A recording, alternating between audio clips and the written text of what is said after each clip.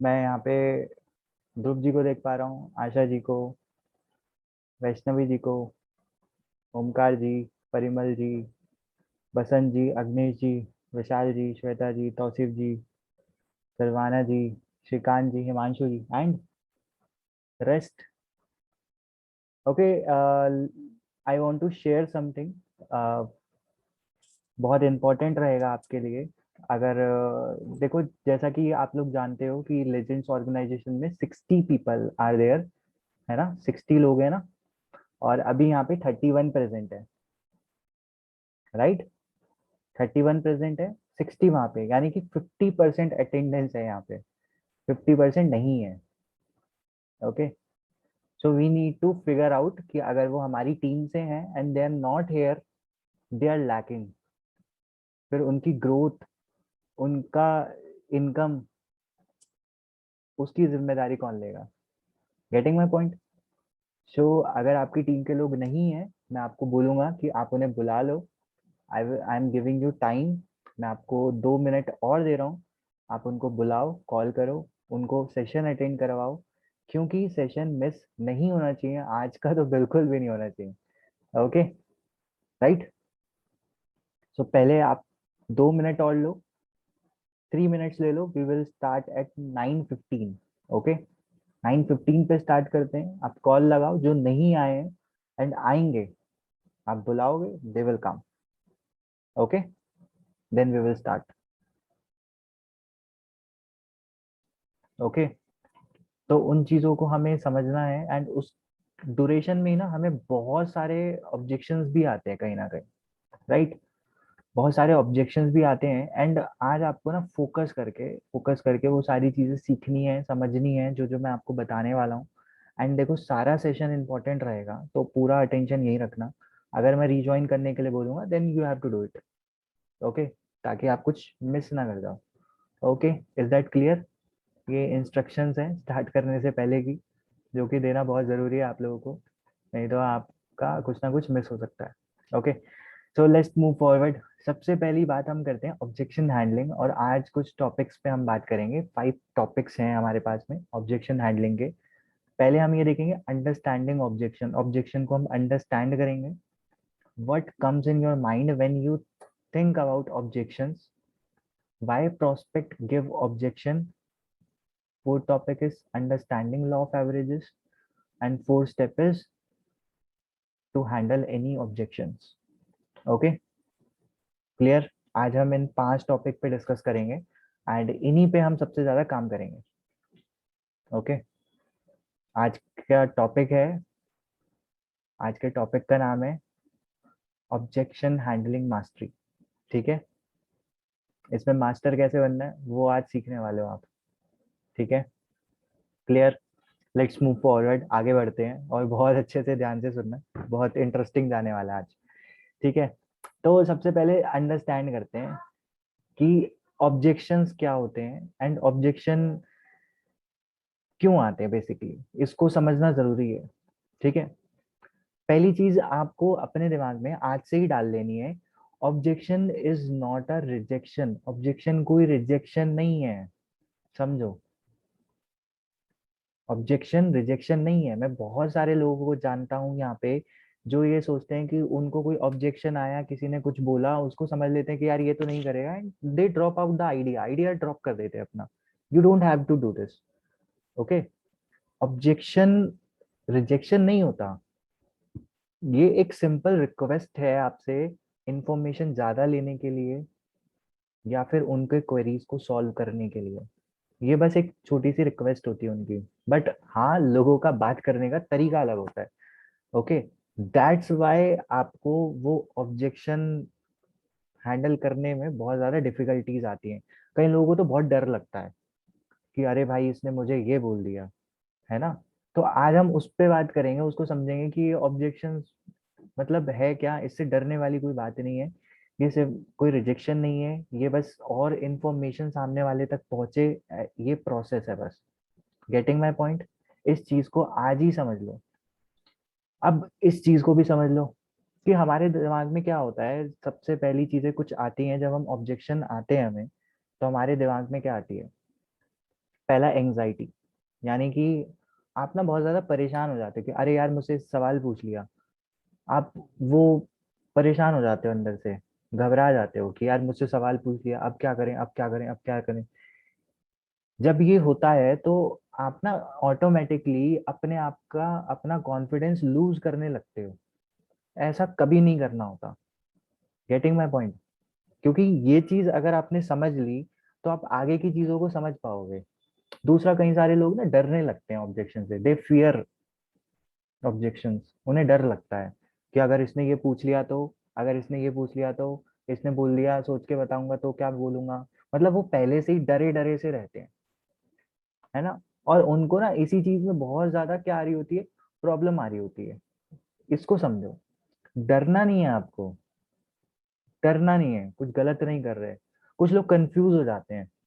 Even you don't have to confuse. कई लोग confuse हो जाते हैं कि भाई अब क्या बोलूं, अब क्या बोलूं, अब क्या बोलूं। चलो मान लो आपने एक डाउट क्लियर किया, एक ऑब्जेक्शन क्लियर किया सामने वाले का, उसने दूसरा दे दिया तो आप कंफ्यूज हो गए। कंफ्यूज नहीं होना है। ओके। आपको उसी सेम फ्लो में चलना है जैसे आप चल रहे थे। कंफ्यूज नहीं होना है, दूसरा डाउट में नहीं आना है। ज्यादातर लोग खुद ही डाउट में रहते हैं।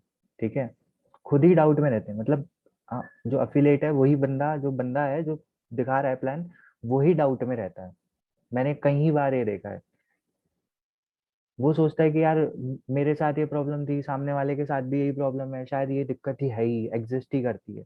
ये बस आपका ना, ये बस आपके दिमाग में एक बनी हुई इमेज और कुछ नहीं है। Getting my point? आपको खुद डाउट में नहीं रहना है। कुछ लोगों को लगता है कि आपकी जैसे आप 10 लोग, आपके 10 सराउंडिंग में लोग हैं, उनके साथ आप काम कर रहे हो। तो जब आप उनके साथ काम करते हो, उनको बताते हो, तो वो ऑब्जेक्शन देते हैं, आपको बोल देते हैं कि भाई मेरे पास ये दिक्कत है, मेरे पास वो दिक्कत है, मना कर देते हैं। तो आपको लगता है कि यार इसको बता दिया, अब इसने मना कर दिया, अब ये 10 लोगों को बता देगा, अब मेरी इज्जत का क्या होगा। तो कई लोगों को इसलिए डर लगता है, वो इसलिए बातचीत नहीं करते, इसलिए बताते नहीं, क्योंकि उन्हें अपनी इमेज की ज्यादा चिंता हो जाती है। इमेज बैशिंग जिसे कहते हैं। कई लोग समझने लगते हैं कि इसमें ना बहुत ज्यादा मेहनत लगेगी। It is a to much hard work. Clear बता रहा हूँ कि बहुत ज्यादा मेहनत लगेगी। इसने ये बोला, फिर वो बोला, ये ऑब्जेक्शन हैंडल करो, और फिर वो क्या करते हैं, खुद ही छोड़ देते हैं कि अरे भाई मुझसे नहीं हो पाएगा, मुझसे इतना नहीं झेल पाऊंगा मैं। बहुत सारे मतलब लोग ऐसे ही सोच लेते हैं कि इतने ऑब्जेक्शन कैसे ढूंढूं और कैसे सॉल्व करूं, और अपने स्पॉन्सर को कॉल लगा के बोलते हैं कि सर ये ऐसे ऐसे ऐसे मुझसे नहीं हो पाएगा। ठीक है, समझो आप जिस प्रोफेशन में हो, उस प्रोफेशन को मास्टर करने के लिए आपको इन चीजों से बाहर आना पड़ेगा। And then you have to work. समझ रहे हो? ये सिर्फ आपका एक मेंटल बैरियर है, इसको रिमूव करना है। मेंटल बैरियर को रिमूव करके आगे बढ़ना है। You have to move forward. Getting my point? तो anxiety, fear, confusion, doubt, image bashing, too much hard work, ये सारी नेगेटिव एनर्जी होती है। मैं आपको क्लियर बता रहा हूँ। जो आपके माइंड में अगर है तो आप कभी भी किसी का ऑब्जेक्शन हैंडल नहीं कर पाओगे। इसको समझ लो। ऑब्जेक्शन हैंडल करने के लिए आपके दिमाग में ये चीजें नहीं होनी चाहिए। और अगर ये हैं तो निकाल दो आज ही। क्योंकि ऑब्जेक्शन रिजेक्शन नहीं है, वो क्वेरीज होती हैं सामने वाले की, या फिर वो ज्यादा से ज्यादा आपसे इंफॉर्मेशन चाहता है। सिंपल। वो आपसे इंफॉर्मेशन चाहता है, उसको इंफॉर्मेशन दे दो, वो खुद आपसे खरीद लेगा। That's all. Getting my point? इतना क्लियर हुआ? टाइप क्लियर, अगर इतना क्लियर हुआ, type clear. Type clear. Type clear अगर ये समझ में आया।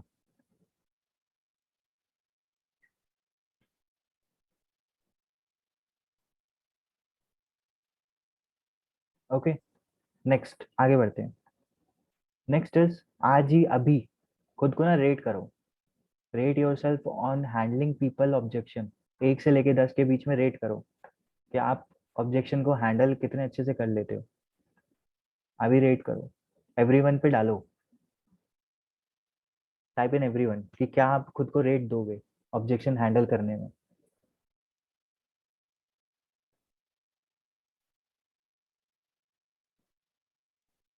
1, 7 और डालो। 4, 1, 1, 2, 4, 10 आउट ऑफ 3। अच्छा उल्टा होगा। 7, 6, 3, 4, 1, 0, 8, 8।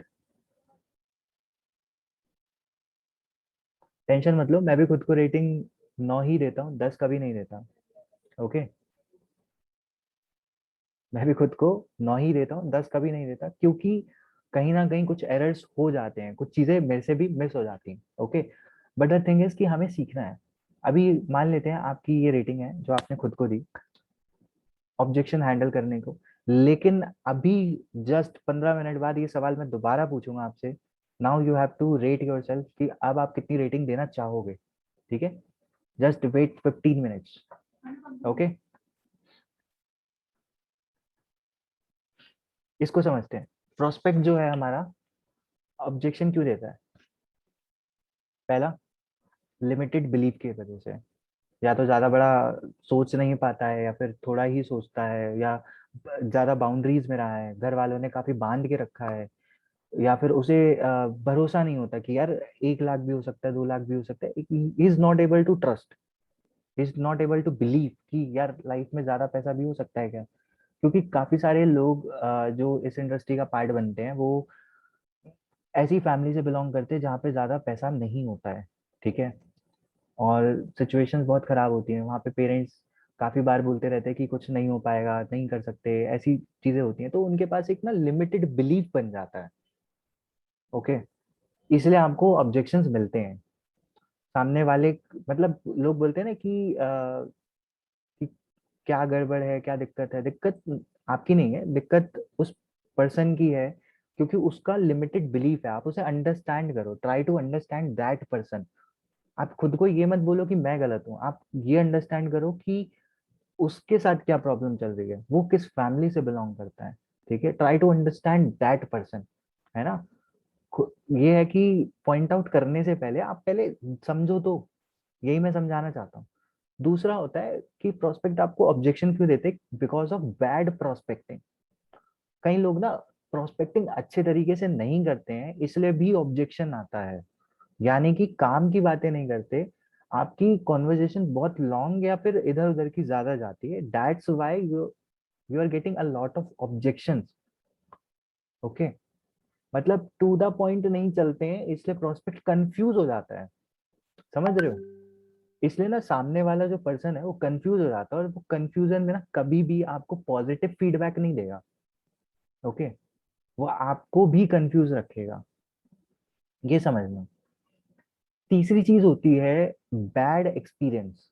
Okay, due to the bad experience, यानी कि कुछ लोग पहले किसी इंडस्ट्री में होते हैं, या फिर कुछ लोगों के दोस्त पहले किसी इंडस्ट्री में होते हैं, या फिर उनको बिजनेस में लॉस हुआ होता है, या फिर किसी मतलब कुछ ना कुछ ऐसी इश्यूज रहे होते हैं जिस वजह से वो बिजनेस में दोबारा करने से या पैसे लगाने से डरते हैं।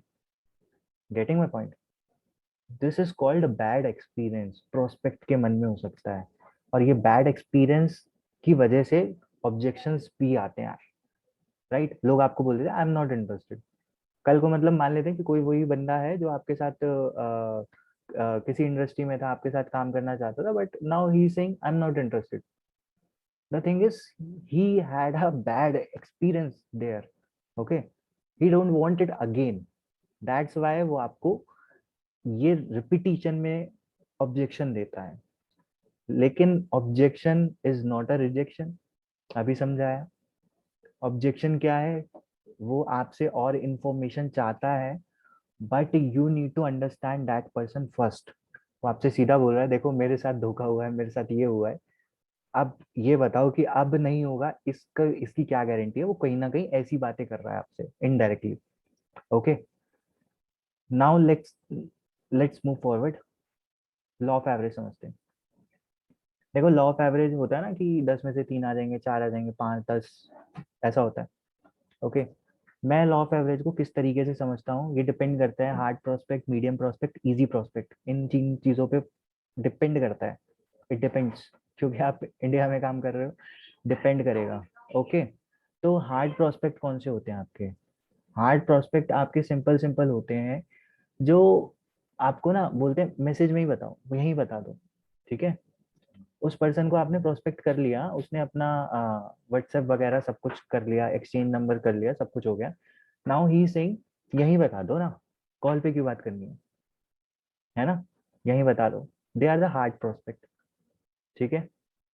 दूसरे होते हैं मीडियम प्रोस्पेक्ट। ज्यादातर लोग आपको ऐसे ही मिलेंगे, ज्यादातर लोग आपको ऐसे ही मिलेंगे। इनके साथ प्रॉब्लम जनरली जो आती है, बिलीफ सिस्टम इनके साथ एक प्रॉब्लम रहता है, भरोसा, ट्रस्ट, ठीक है। कभी कभी तो ये डायरेक्टली आपसे बोल भी देंगे कि I am not able to trust you, simple, ठीक है। या फिर वो बोल देंगे कि मेरे से नहीं हो पाएगा, ये मुश्किल है, ये ऐसा है वैसा है। दे simply say anything, okay, directly बोल सकते हैं कुछ भी आपको, ओके। एंड इसके बाद आते हैं इजी प्रोस्पेक्ट। इजी प्रोस्पेक्ट होते हैं कि उन्होंने देखा वीडियो और उन्होंने बोला लेट्स डू दिस, स्टार्ट करते हैं, मेरे को बड़ा मजा आ गया, दे आर एक्साइटेड, भाई अब तो करते हैं, मजा आ गया, मेरे को बहुत अच्छा लगा ये, ठीक है। एंड दे स्टार्टेड आउट, उन्होंने शुरू कर लिया। They are the easy prospect. तो easy prospect, medium prospect, hard prospect. Law of average ये कहता है कि जब आप प्रोस्पेक्ट करते हो तो आपको एक 3 कैटेगरी मिलती है, you are getting 3 categories, okay. अब 10 में से एक आपको, 1, 2 या 3 आपको हार्ड प्रोस्पेक्ट मिलते हैं, मीडियम प्रोस्पेक्ट ज्यादातर मिलते हैं, यानी कि आपको 4 से 5 मीडियम प्रोस्पेक्ट मिलते हैं। इजी प्रोस्पेक्ट के चांसेस 0.5% या 1% होता है, यानी कि एक या आधा मिल जाता है। आधा मतलब कि पहले मीडियम था, अब इजी हो गया, एक ऑब्जेक्शन हैंडल करती, राइट। सो ये इस तरीके से काम करता है, इसको समझो और अपने लॉ ऑफ एवरेज पे वर्क करो। Keep track your law of average, अपना ट्रैक करो, ठीक है, कि कितने लोगों से आप बात करते हो, कितनों को प्रेजेंटेशन दिखाया, कितनों का आपने फॉलोअप लिया, कितनों को क्लोजिंग पे काम किया, इसका आप थोड़ा सा डेटा मेंटेन करो, ओके। इतना क्लियर हुआ आपको? अगर इतना क्लियर हुआ, टाइप क्लियर, टाइप क्लियर, अगर आपको इतना क्लियर हुआ है, fast type clear, type type clear everyone, इतना क्लियर हुआ है? क्लियर? Yes, okay, perfect. तो अभी तक जो मैंने आपको बातें बताई, अभी तक जो मैंने आपको बातें बताई, अगर उसमें से कोई आपके सवाल है तो आप मेरे से पूछ सकते हो, then we will move forward towards next session, जो हमारा अगला सेशन है अभी, क्योंकि आपको रिज्वाइन करना पड़ेगा, ओके।